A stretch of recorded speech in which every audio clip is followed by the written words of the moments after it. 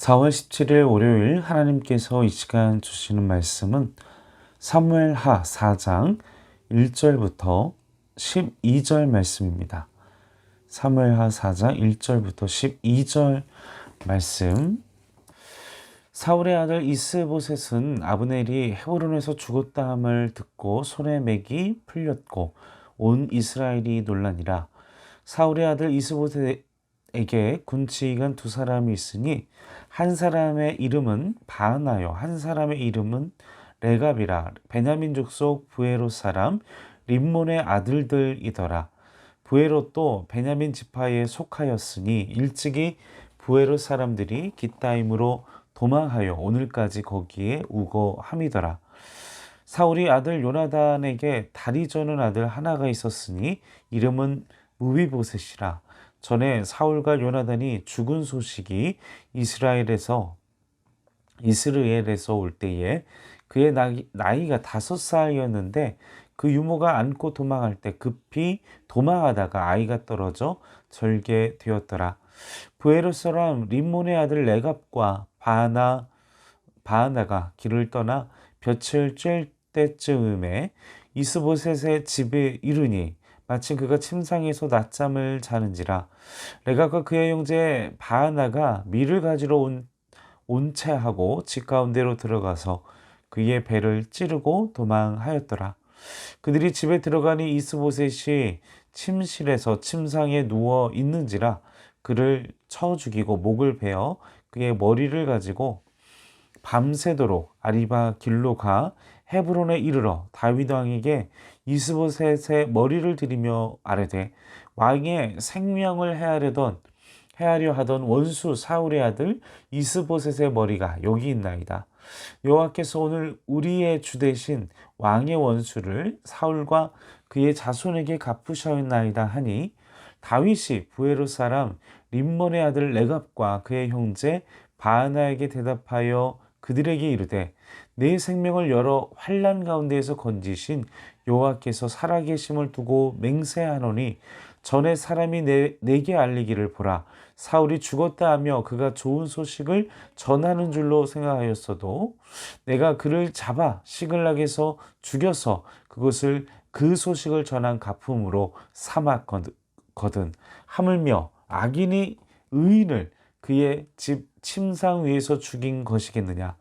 그런즉 내가 악인의 피 흘린 죄를 너희에게 갚아서 너희를 이 땅에서 없이 하지 아니하겠느냐 하고 청년들에게 명령하매 곧 그들을 죽이고 수족을 베어 헤브론 목가에 매달고 이스보셋의 머리를 가져다가 헤브론에서 아브넬의 무덤에 매장하였더라. 자, 계속해서 이스보셋은 이스라엘의 사울 왕에 이어서 이제 자신이 아브넬의 힘을 바탕으로 하여 이제 계속해서 그가 다윗을 대적하는 왕의 위치에 있게 되었습니다. 그러나 우리가 앞장 3장에서 결국 다윗 왕의 허락을 받지 않은 요압이 이 아브넬을 자신의 가족을 죽인 것에 대한 원한을 가지고 이 요압이 아브넬을 죽였던 것이었습니다. 자, 아브넬은 실권을 가진 군사령관이었기 때문에 사울의 세력을 규합하고 또 사울의 세력들을 이끄는 어떤 리더의 역할을 하였기 때문에 이스보셋이 실제적인 권력을 가지지 못해서 앞서서도 자신의 아버지의 첩인 여인을 범하는 사건을 통해서 그를 경책하였지만 그 사건으로 말미암아 앙심을 품고 이제 이스보셋 입장에서 이제 이스보셋을 배신하고 이제 그렇게 전복시키려는 사울의 가족들을 전부 다 몰살시키고 또 모든 권력을 다윗에게 주려는 계획을 진행하려다가 이 아브넬이 요압의 자신의 가족의 그 원한을 가지고 아브넬을 죽이는 사건, 그리고 이 소식을 들었던 이스보셋은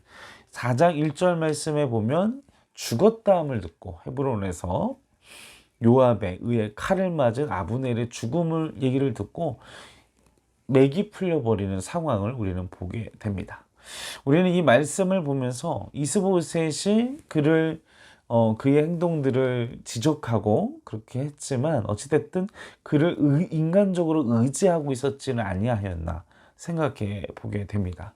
우리가 사람을 의지하면 사람은 언제든 쓰러질 수 있고 또 배신할 수 있고 또 지금 말씀과 같이 그냥 사라질 수 있는 연약한 존재이기 때문에 우리가 모든 환난과 그리고 모든 고난과 모든 어려움 속에서 또 나의 삶의 힘, 또 내가 살아가는 원동력을 사람을 두고 사람에게 의지하는 것이 아니라 오직 고난이 다가올 때, 어려움이 다가올 때, 그리고 내가 살아가는 그 삶의 가치와 또 삶의 원동력과 또 모든 이끌어가는 나의 삶의 모든 것을 사람이 중심이 아닌 하나님 중심의 삶으로 나아가시는 우리 행정교회 성도 여러분 되시길 바랍니다.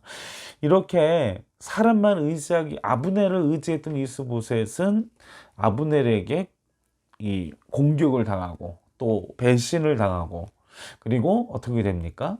그가 죽어서 사라지게 되는 의지했던 이스보셋 입장에서는 그를 의지했지만 그에게 모욕을 당했고 또 배신을 당했고 결국은 그가 아무것도 아닌 것 같이 사라지는 이게 인간이란 존재를 우리가 의지할 때 인간은 사람은요 사랑할 대상이지 의지할 대상이 아니라는 것을 이 사건을 통해서 보여주고 있습니다. 자, 이로 인해 이스보셋은 엄청난 충격을 받았고 또 이 사건으로 인해서 다윗 또한 충격을 받게 됩니다. 왜? 이 사울의 4절 이 5절 말씀에 그리고 브엘에스와 림몬의 아들 레갑과 바하나 이제 이 두 사람은 어떤 사람입니까? 아브넬에 이은 군대 장관 그러니까 왕을 보좌하고 또 사울의 군대를 이끄는 자들이죠. 그런데 이제 아브넬이 죽었으니 그들이 사울의 예하 그 세력들과 또 군대를 이끌고 다윗 이스보셋을 지키기 위하여 그들이 신하로서 역할을 감당해야 함에도 불구하고 오늘 말씀과 같이 이스보셋을 칼로 찌르고 공격하고 죽이고 머리를 자르는 끔찍한 일을 행하며 마치 자신들이 뭔가 의로운 일, 옳은 일을 행한 것처럼 막 당당하게 그 끔찍한 일들을 벌이고 나서 자신이 섬겼던 주군을 자신이 평생 따랐던 그 주군을 죽이고 다윗에게로 가서 내가 당신의 원수 이를 죽였습니다. 이렇게 보고를 하는 이 뻔뻔한 두 신하의 모습을 보게 됩니다. 참 무섭죠. 세상은 그와 같습니다. 시대의 흐름에 따라 자신의 이익관계에 따라 쉽게 사람을 배신하고 돌아서고 정말 어제는 나에게 호의적이고 따랐던 사람들도 기회가 변하고 상황이 변하고 흐름이 변하면 쉽게 배신하고 심지어 죽이려고까지 하는 세상의 그 정말 끔찍한 모습 이런 모습들을 볼 수 있습니다. 그런데 다윗은 어떤 사람입니까? 다윗은 그런 사람이 아니었다는 것입니다. 7절에 보면 이 둘이 아주 뻔뻔하게 이 레갑과 바하나가 뻔뻔하게 자신들이 이 이스보셋을 죽인 이후에 대하여 이제 7절 말씀에 7절부터 이제 다윗에게 이야기를 하죠. 당신을 죽이려 했던 하나님이 당신에게 이스라엘을 맡기셨고 막 온갖 그런 영적인 사람처럼 또 다윗을 위하는 사람인 것처럼 이야기를 하면서 그렇게 자신의 이유와 또 정당성을 이야기하고 있는 것을 보게 됩니다. 만약 다윗이 사울에 대하여 사울을 원수같이 여겼고 그리고 또 사울에 대한 행적과 또 사울에 대하여 끊임없는 어떤 살의를 갖고 있었다면 이미 그가 사울을 죽일 수 있는 기회에 의해서 이미 몇 번을 죽였을 것입니다. 궁궐에서나 아니면 그 굴에서나 사울을 몇 번이고 죽일 수 있는 기회가 있었지만 그가 사울을 죽이지 않았던 이유는 극명했습니다. 하나님의 기름 부음을 받은 사람은 하나님이 섭리하시고 하나님이 역사하시고 하나님의 경륜 아래서 이끌어갈 것이라는 것, 하나님께서 하나님의 방법으로 해결해 주실 것이라는 믿음이 다윗에게 있었기 때문에 내가 굳이 칼을 들어 내가 기름 부음 받은 하나님의 종을 죽여서 내 스스로를 더럽히고 내가 죄인의 삶을 살 수는 없다. 이것이 다윗의 마음과 영적인 상태였다는 것이죠. 우리 사랑하는 성도 여러분, 여러분들의 마음을 상하게 하고 여러분들을 대적하고 여러분들을 죽이려 하고 여러분들을 힘들게 하는 원수가 있습니까? 그러나 여러분의 입술로, 여러분의 생각으로, 여러분의 행동으로 원한을 갚지 않기를 바랍니다. 우리의 원수는 또 우리의 억울함은 또 하나님께서 원수를 대적하시고 원수를 심판하시는 분은 하나님이십니다. 우리가 하나님께 우리의 억울함을 토로하고 하나님께 다윗처럼 시편에 나와 있는 원수를 고발하고 하나님께 심판을 요청하고 막 정말 거의 욕설에 가까운 이야기들을 하나님 앞에서 그 원수에 대한 그 억울함과 분노를 터뜨렸던 것처럼 여러분들도 여러분이 직접 원수와 싸우거나 욕하거나 막 이렇게 대적하지 마시고 이 다윗처럼 하나님께 아뢰시길 바랍니다. 그러면 하나님이 자연스러운 하나님의 방법으로 하나님의 역사로 그들을 아무것도 아닌 것과 같이 만들어 주십니다. 만들어 주실 것입니다. 그리고 만들어 주시는 것을 우리는 보아왔습니다. 우리가 우리의 손으로 우리의 손을 더럽혀서는 안 됩니다. 하나님께서도 그걸 원하시지 않고 다윗도 그것을 알고 있었기 때문에 이 미련은 레갑과 바하나를 어떻게 합니까? 너희들이 하나님의 기름 부음을 받은 종, 그리고 이 죽은 이스보셋은 의로운 자라고 평가를 하지 않습니까?